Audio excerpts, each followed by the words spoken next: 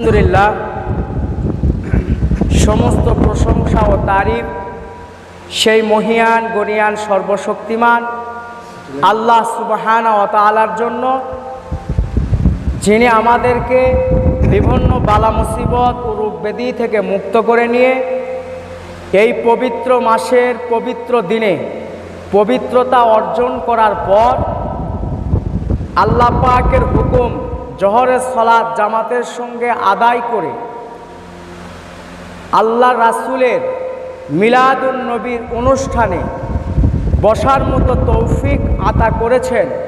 সেই মাবুদে ইলাহির দরবারে আমরা সকলে কালিমাতুশ শুকুর আদায় করে বলছি আলহামদুলিল্লাহ।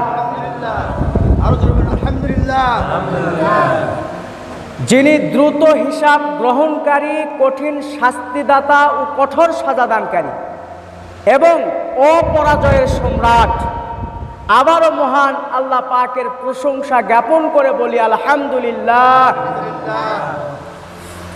দরুদ ও সালাম পেশ করছি আমাদের আখিরি নবী নূর নবীর প্রতি, যেই নবীকে তৈয়ার না করলে আল্লাহ আসমান জমিন গ্রহ নক্ষত্র চন্দ্র সূর্য জান্নাত জাহান্নাম এমনকি ফেরেশতা মণ্ডলীগণ সহকারে আমি আপনি এই দুনিয়ার বুকে আসতে পারতাম না। যিনি নবীদের নবী, কাবারও কাবা, শ্রেষ্ঠ রাসূল, শ্রেষ্ঠ হাবিব, তেরে হাবিব মেরে নবী, আকা ইনামদার, তাজদার মদিনা, সরকার দু আলম, নূরে মুজাসসাম জনাবে হাবিবুল্লাহর প্রতি মহব্বত অন্তে সকলে সমস্বরে একক আওয়াজে উচ্চ কণ্ঠে চিৎকার করে বলি সাল্লাল্লাহু আলাইহি ওয়াসাল্লাম। সম্মানিত উপস্থিতি, আমরা সকলেই অবগত আছি যে মাসটি অতিবাহিত হচ্ছে, এই মাসটির নাম হচ্ছে রবিউল আউয়াল মাস। কি মাস? এই মাসটির সবচাইতে বড় একটি পরিচয় হচ্ছে এই মাসে আমাদের নবী, আখিরি নবী, নূর নবী জনাবে মুহাম্মাদুর রাসূলুল্লাহ সাল্লাল্লাহু আলাইহি ওয়াসাল্লাম পৃথিবীর বুকে তাশরিফ আনয়ন করেছেন। বলেন সুবহানাল্লাহ। এর চাইতে খুশির খবর কি আর অন্য কোনো কিছু হতে পারে? একটু জোরে বলবেন, হতে পারে কি? আমার নবীর আগমন সবচাইতে বেশি উম্মতে মুহাম্মাদের জন্য খুশি। সুবহানাল্লাহ। এই খুশি প্রকাশটা কেন করব আমরা? এই ঈদ উদযাপন কেন করব আমরা?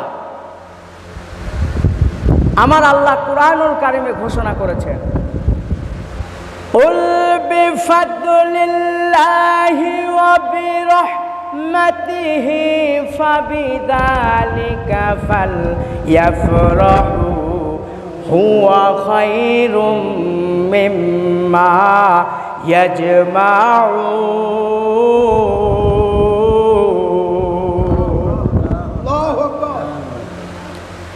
আমার আল্লাহ ঘোষণা করে জানিয়ে দিলেন, কুল বিফাদলিল্লাহ।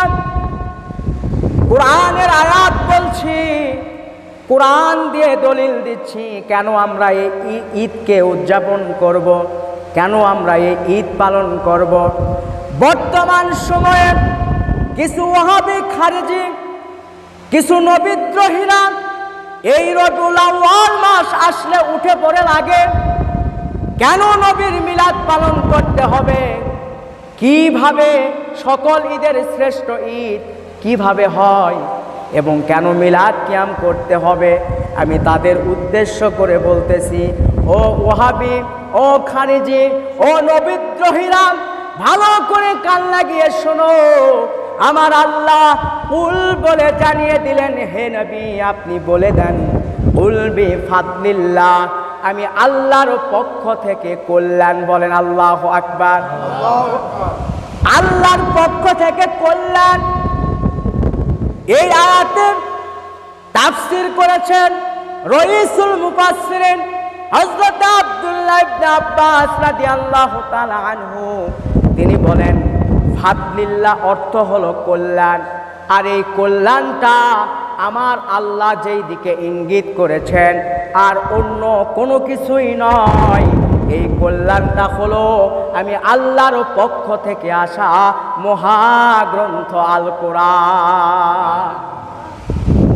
এরপর আমার আল্লাহ আয়াতে ঘোষণা করেছেন, কুল বিফাদলিল্লাহি ওয়া বিরহমাতিহি, এবং রহমত আমার আল্লাহ বললেন আমার পক্ষ থেকে তোমাদের জন্য কল্যাণ এবং রহমত। কল্যাণকে ইঙ্গিত করা হলো কোরআনের দিকে, কোরআনকে কল্যাণ হিসেবে ঘোষণা করা হয়েছে। আমাদের জন্য কি আল কোরআন কল্যাণ নয়? জোরে বলবেন, আমাদের জন্য আল কোরআন কি কল্যাণ নয়? অবশ্যই কল্যাণ। আমার আল্লাহ জানিয়ে দিলেন কল্যাণ তোমাদের জন্য আমি দিলাম। এরপর রবি রহমাতিহি, এবং আমি তোমাদেরকে রহমত দিয়েছি। রইসুল মুফাসসিরিন আব্দুল্লাহ ইবনে আব্বাস বলেছেন এই রহমত বলতে আমার আল্লাহ ইঙ্গিত করেছেন আমাদের আখিরি নবী নূর নবী রহমাতাল লিল আলামিনের দিকে। আমার আল্লাহ কোরআনের অন্য জায়গায় ঘোষণা করেছেন, ওয়ামা আরসালনাকা ইল্লা রাহমাতাল লিল আলামিন।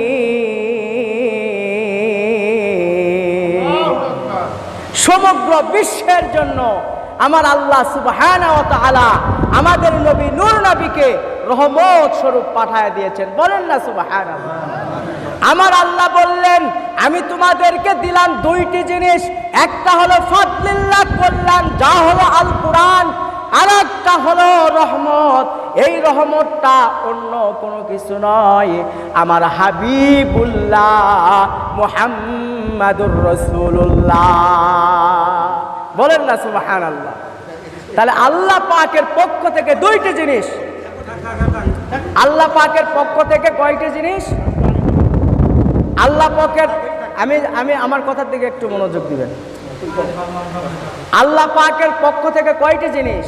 দুইটি জিনিস। একটা হলো কল্যাণ যা হলো আল কোরআন, আর একটা হলো আমাদের নবী আখিরি নবী নূর নবী জনাবে মুহাম্মাদুর রাসূলুল্লাহ। সকলে বলি সাল্লাল্লাহু আলাইহি ওয়াসাল্লাম। আল্লাহ ঘোষণা করে দিলেন আমি যে তোমাদেরকে এই দুইটি জিনিস দিয়েছি, এই দুইটির জন্য তোমরা খুশি প্রকাশ করো। বলেন না সুবহানাল্লাহ। কে বলেছেন? আমার আল্লাহ সুবহানাহু ওয়া তাআলা বলেছেন যে তোমরা এই দুইটির জন্য খুশি প্রকাশ করো। তাহলে খুশির আরবি কি বাবা? খুশির আরবি কি? খুশির আরবি কিন্তু হচ্ছে ঈদ। ঈদ মানে খুশি, ঈদ মানে কি? খুশি। তাহলে আমার আল্লাহ এই দুটি জিনিস কোরআন এবং আমার রাসূলকে পাঠায় দিয়ে বললেন তোমরা খুশি প্রকাশ করো, খুশি হও, আনন্দিত হও। তাহলে আমাদের নবীর আগমনে আমরা খুশি প্রকাশ করি, ঈদ উদযাপন করি, সকল ঈদের শ্রেষ্ঠ ঈদ বলে আমরা মানি। এটা কি আমার আল্লাহ পাকের দেওয়া শিক্ষা নয়? জোরে বলবেন, আমার আল্লাহ দেওয়া শিক্ষা নয়? আমার আল্লাহ বলেছেন বিধায় তো আমরা করি। কোরআন হাদিসের বিপক্ষে গিয়ে আমরা কোনো কিছুই করি না, কোরআন হাদিসকে নিয়েই আমরা করি। কারণ আমার নবী নূর নবী আখিরি নবী। দুনিয়ার বুকে অনেক অনেক বেদাতিরা আছে, তারা বলে কি জানেন? অনেক ওয়াহাবি খারিজিরা আছে যে তোমরা খালি এই দিনে ঈদ বলে খুশি প্রকাশ করো, কিন্তু এই দিনে তো এই রবিউল আউয়াল মাসের এই দিনে 12 তারিখেই তো নবী দুনিয়ার বুক থেকে বিদায় হয়ে গিয়েছে, এই জন্য তো তোমরা শোক প্রকাশ করো না। বলেন না নাউজুবিল্লাহ। বলে যে তাশরিফ এনেছেন, জন্মগ্রহণ করেছেন দেখে তোমরা ঈদে মিলাদুন নবী সকল ঈদের শ্রেষ্ঠ ঈদ বলো বা খুশি প্রকাশ করো, কিন্তু নবী যে এই দিনে দুনিয়ার থেকে বিদায় হয়ে চলে গিয়েছেন, ওফাত মুবারক গ্রহণ করেছেন, তার জন্য তো শোকাহত হও না বা শোক প্রকাশ করো না। এই কথা ওয়াহাবিরা অনেক ক্ষেত্রে বলে থাকে, কিন্তু এ বেটা জানে না যে আমার নবীজির আগমন যেই রকম আমাদের জন্য খুশি, আমার নবীজি দুনিয়ার বুক থেকে ওফাত মুবারক গ্রহণ করে চলে গেছেন, এটাও আমাদের জন্য খুশি। বলেন সুবহানাল্লাহ। কেন খুশি জানেন? আমার নবী যে চলে গেছেন তারপরেও খুশি কেন? কিন্তু তার আগে একটি বিষয় বুঝতে হবে। বলেন তো, আমার নবী মৃত নবী না হায়াতুন নবী? আরো জোরে বলবেন, মৃত নবী না হায়াতুন নবী? হায়াতুন নবী। কেমন করে আমার নবী হায়াতুন নবী জানেন? যখন হযরত আজরাইল আলাইহিস সালাম আমার নবী নূর নবীজির রুহু মুবারক কবজ করে নিলেন, নেওয়ার পর আসমানের দিকে উড়াল দিলেন, একদম আল্লাহ পাকের সামনে গিয়ে হাজির হযরত আজরাইল আলাইহিস সালাম।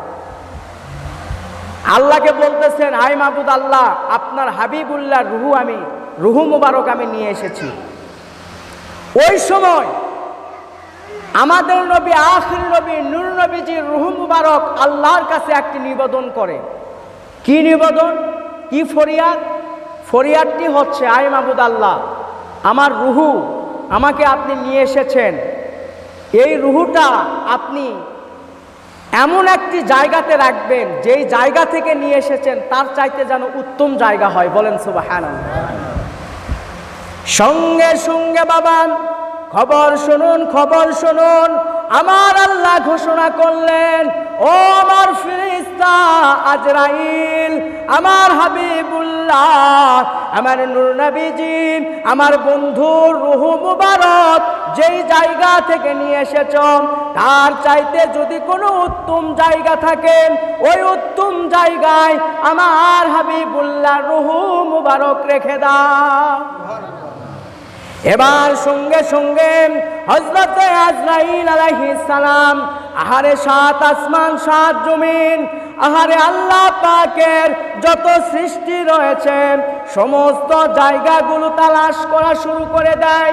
তালাশ করতে করতে বাবা এমন সময় আজরাইল পেরেশান, আল্লাহর দরবারে ফরিয়াদ জানায়, আই মাবুদ আল্লাহ, আপনার হাবিবুল্লাহ রূহু মুবারক যেখান থেকে নিয়ে এসেছি তার চাইতে উত্তম জায়গা আমি আর খুঁজে পাইতেছি না।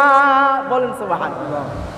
এবার আমার আল্লাহ সঙ্গে সঙ্গে ঘোষণা করলেন, ও আজরাইল শোনো, যদি তুমি আমার হাবিবুল্লাহ রূহু মুবারক যে স্থান থেকে যে জায়গা থেকে নিয়ে এসেছ এর চাইতে যদি কোনো উত্তম জায়গা না পাও, দেরি করো না, করো না, করো না, তাড়াতাড়ি করে যেখান থেকে নিয়ে এসেছ সেই জায়গায় গিয়ে রেখে আসো।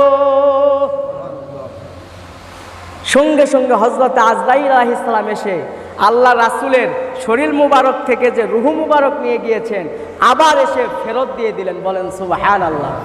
বলেন তো, শরীরের মধ্য থেকে যখন রূহ বের হয়ে যায় তখন কি তাকে আর মানুষ বলে না লাশ বলে?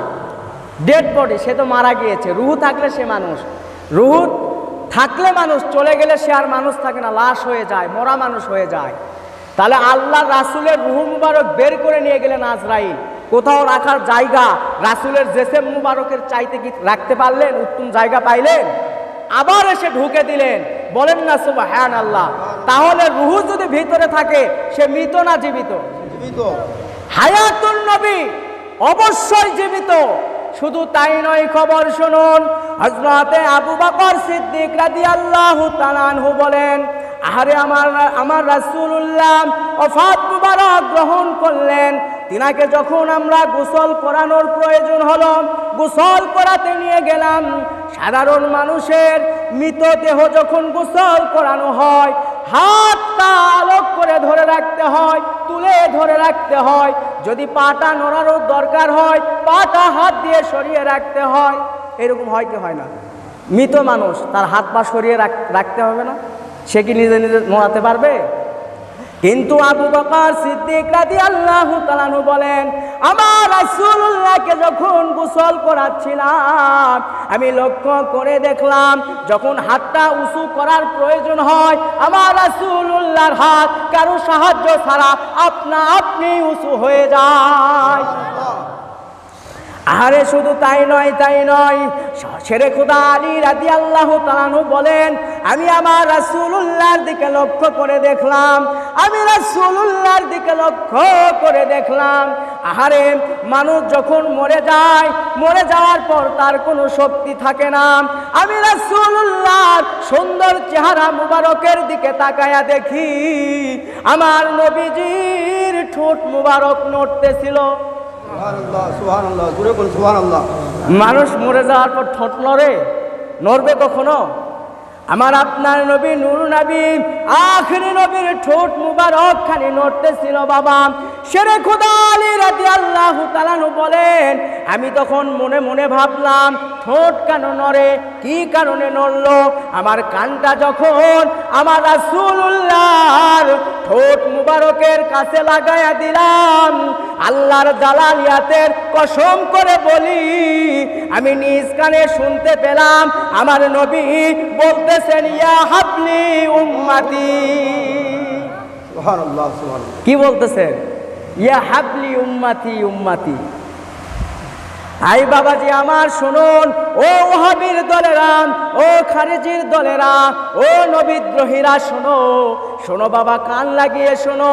আমার নবী আমাদের কাছে দুনিয়ার বুকে তাশরিফ আনয়ন করা যেমন খুশি, আবার দুনিয়ার বুক থেকে আমার নবী যে ওফাত গ্রহণ করেছেন এটাও আমাদের জন্য খুশি। কেন খুশি শুনুন। আমরা সকলেই জানি কবরের প্রশ্ন কয়টা? আরেকটু জোরে বলবেন। তিনটা প্রশ্ন। এটা কিন্তু হাদিস শরীফে আছে যে কবরের প্রশ্ন তিনটা। কিন্তু বুখারী এবং মুসলিম দুইটি হাদিসকে একত্রিত বলা হয় মুত্তাফাকুন আলাই। কথা বুঝলেন?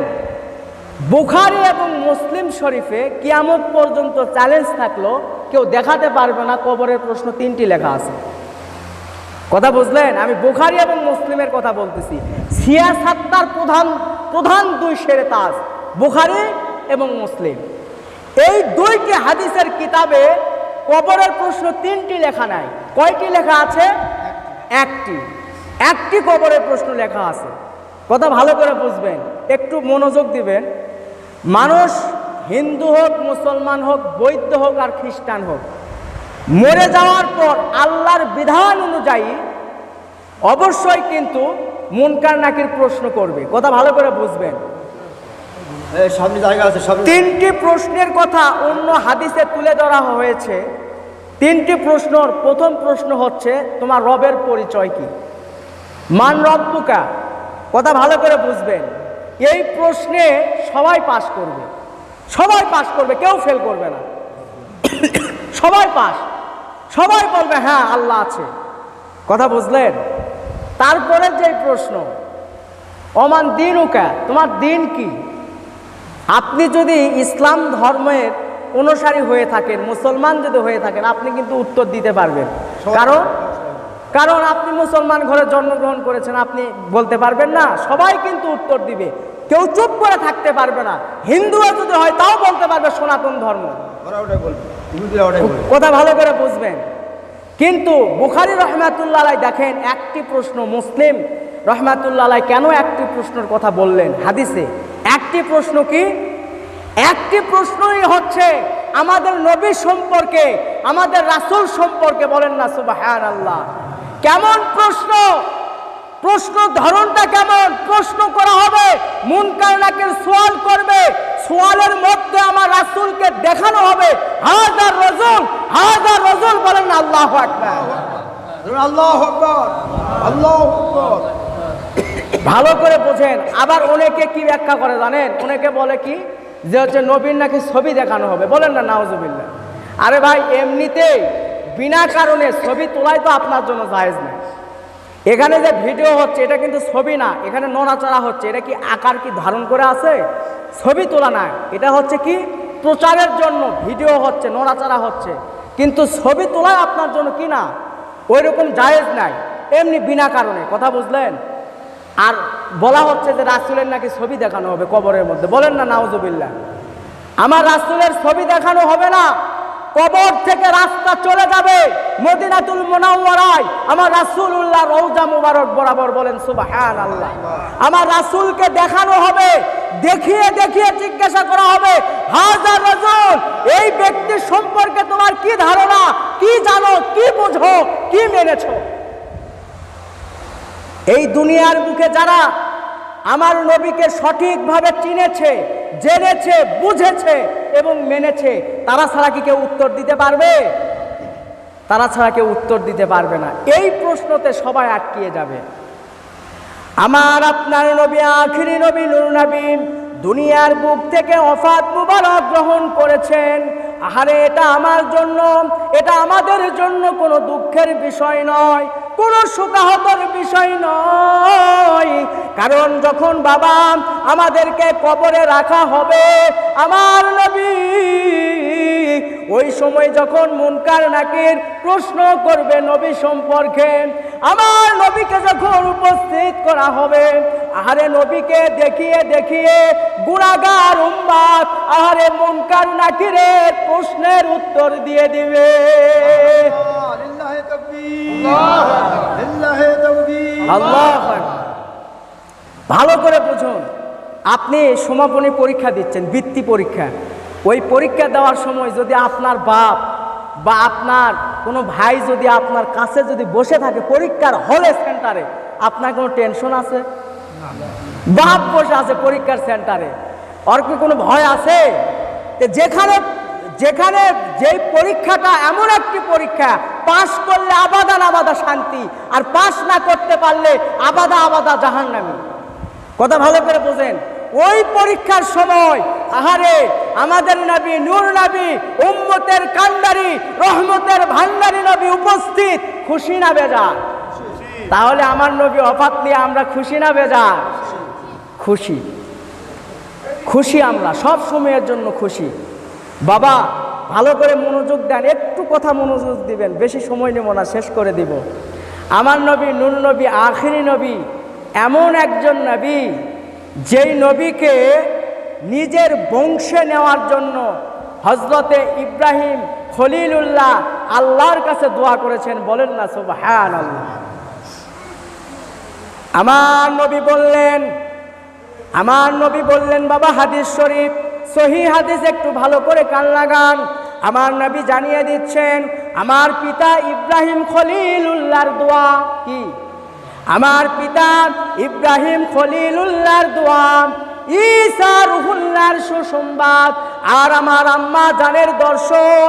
আমি যখন পৃথিবীর বুকে তাশরিফ গ্রহণ করি, আমার আম্মা জান বলেছেন, আমার শরীর মুবারক থেকে এমন একটা নূর বের হয়ে যায়, সেই নূরের আলোতে সিরিয়ার প্রাসাদগুলি দেখা যায়।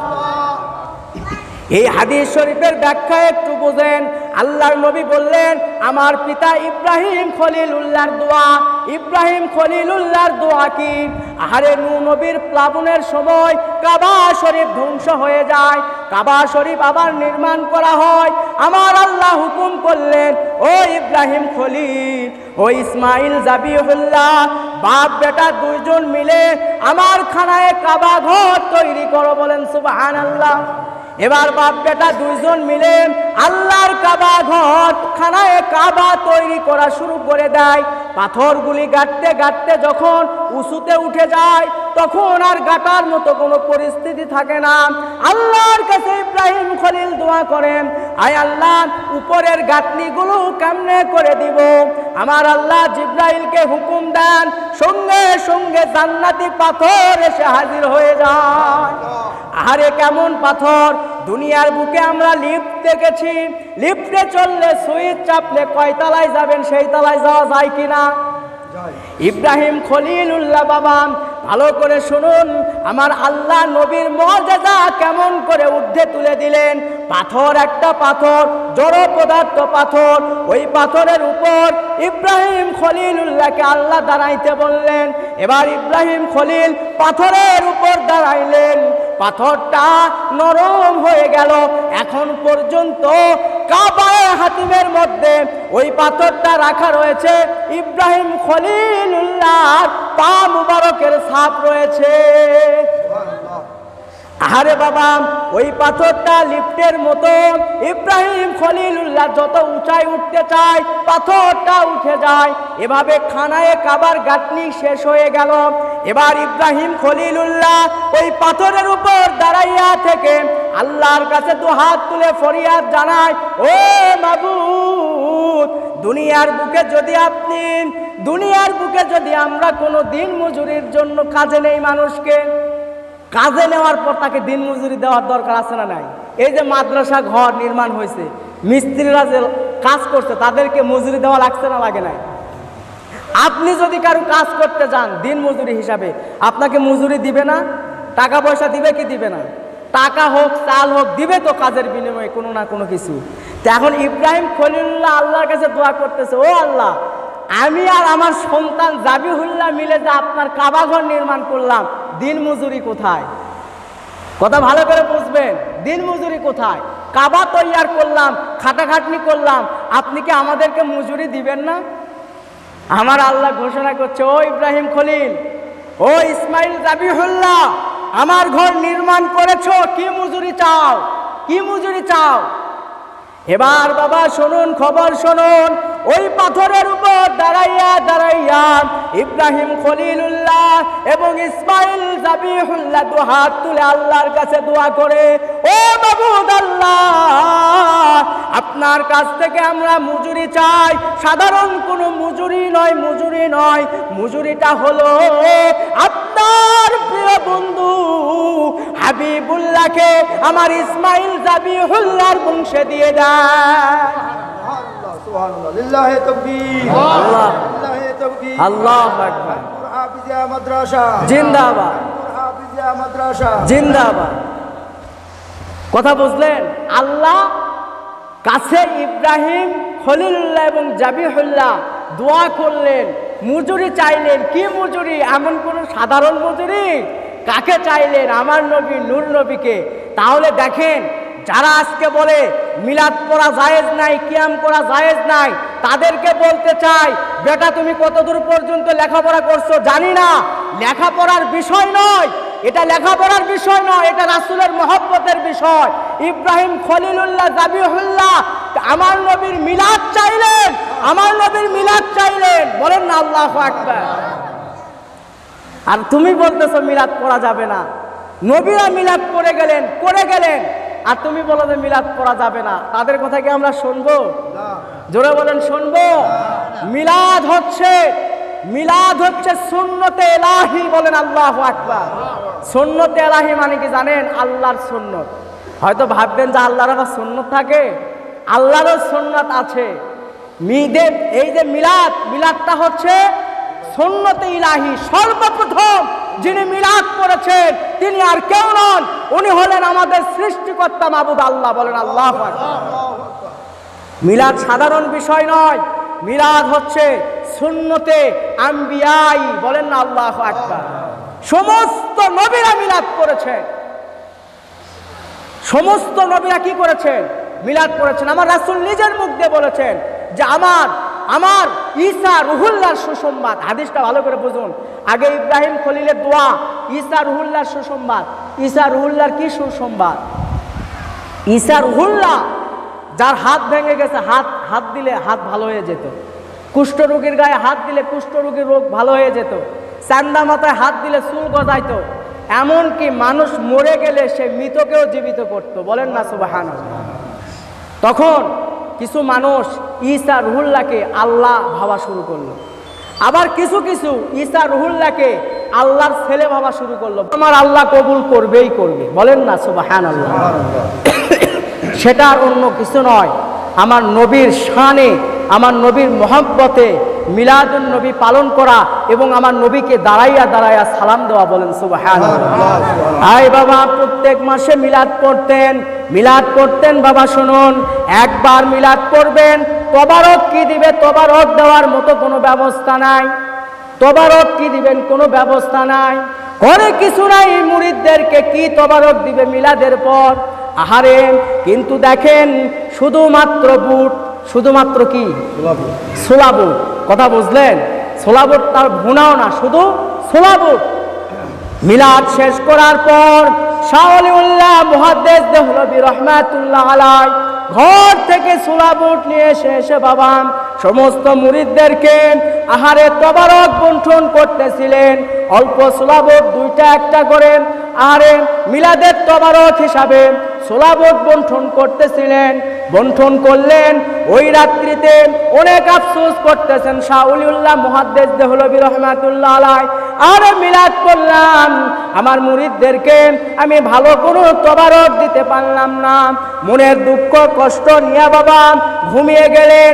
ঘুমের ঘরে স্বপ্নে দেখেন আল্লাহ রাসূল এসে হাজির। সুবহানাল্লাহ।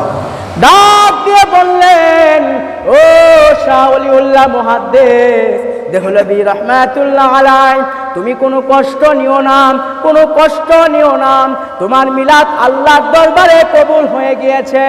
ও মুহাদ্দিস দেহলভী, শোনো শোনো শোনো, তুমি যে তবারক বন্টন করেছো, আহারে এই তবারকটা যে একটা দুইটা করে বুট বন্টন করেছো, আহারে এই তবারকের বন্টনটা, এই তবারকটা সকলে পেয়েছে।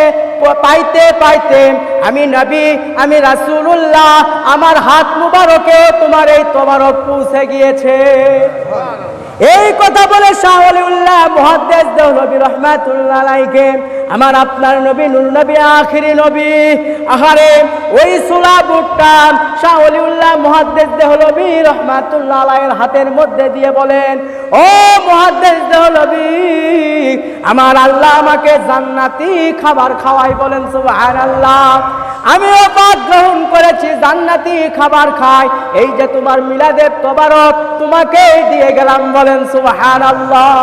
ঘুম থেকে জাগ্রত হয়ে শাহ ওলিউল্লাহ মুহাদ্দিস দেহলভী রাহমাতুল্লাহ আলাইহি দেখেন হাতের মধ্যে ছোলা বুট রয়ে গিয়েছে। সুবহানাল্লাহ, সুবহানাল্লাহ। সম্মানিত উপস্থিতি, যাই হোক, এখানে আমার আলোচনা শেষ করলাম। আল্লাহ সুবহানাহু ওয়া তাআলা আমাদের সকলকে নবীকে মানা বোঝার তৌফিক আতা করুক। বলেন না আমিন। এবং যারা বলবে যে মিলাদ কিয়াম করা যাবে না, চ্যালেঞ্জ থাকলো, তাদেরকে যদি একটে করাইতে পারেন, আমাদের সুন্নি ওয়াল জামাতের অনেক মুফতি মুহাদ্দিস আছেন, কোরআন হাদিস থেকে ইনশাল্লাহ ব্যাখ্যা বিশ্লেষণ করে বুঝে দিবে। অযথা এইরকম নবীদ্রোহীদের কথায় আপনারা কখনোই ভুলে গিয়ে নবীকে ভুলে থাকবেন না। মিলাদ কিয়াম আছে, আগেও ছিল, এখনো থাকবে, সামনেতেও থাকবে, চলবে। বলেন না আল্লাহু আকবার। ওয়া মা তৌফিক ইল্লা বিল্লাহ। আসসালামু আলাইকুম ওয়া রাহমাতুল্লাহ।